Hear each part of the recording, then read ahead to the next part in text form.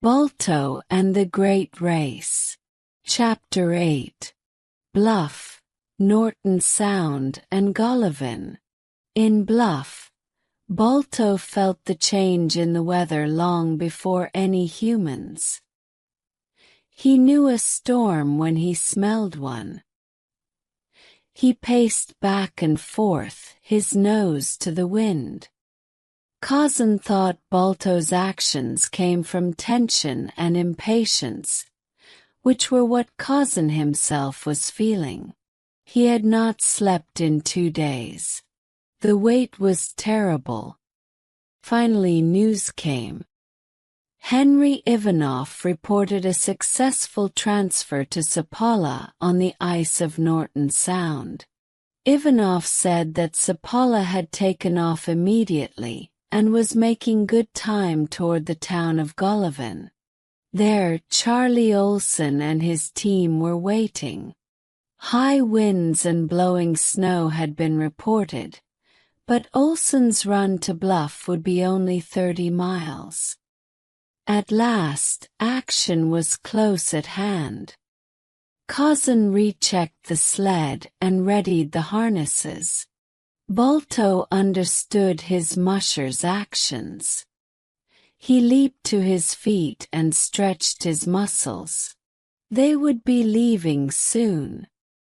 Sapala spent several agonizing minutes on his stomach on the shattered ice with the harness lines in his hands.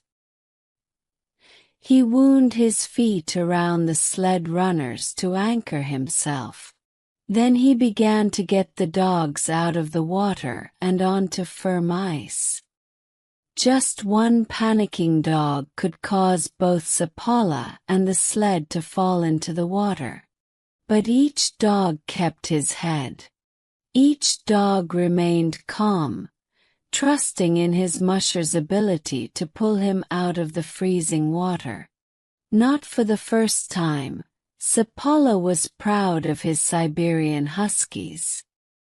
Pulling the last shivering wet dog from the water, Sapala looked forward to telling his friends at the Gnome Kennel Club how his Siberians had remained calm in the face of disaster.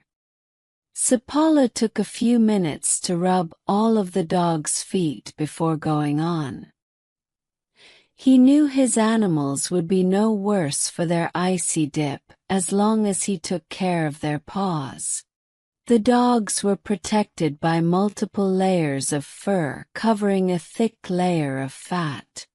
This fur and fat made a tight seal against the frigid water and cold air.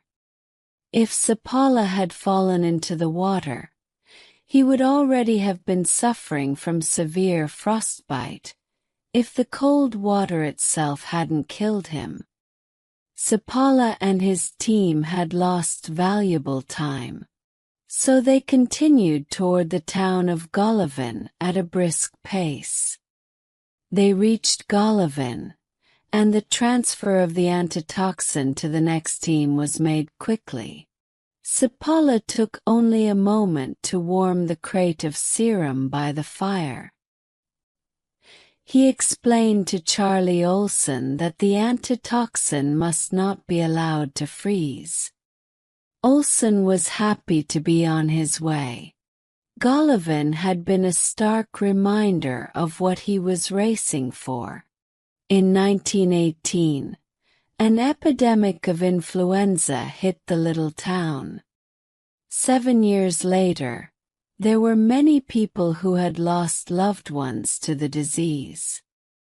Olsen did not want to see the same thing happen in Nome.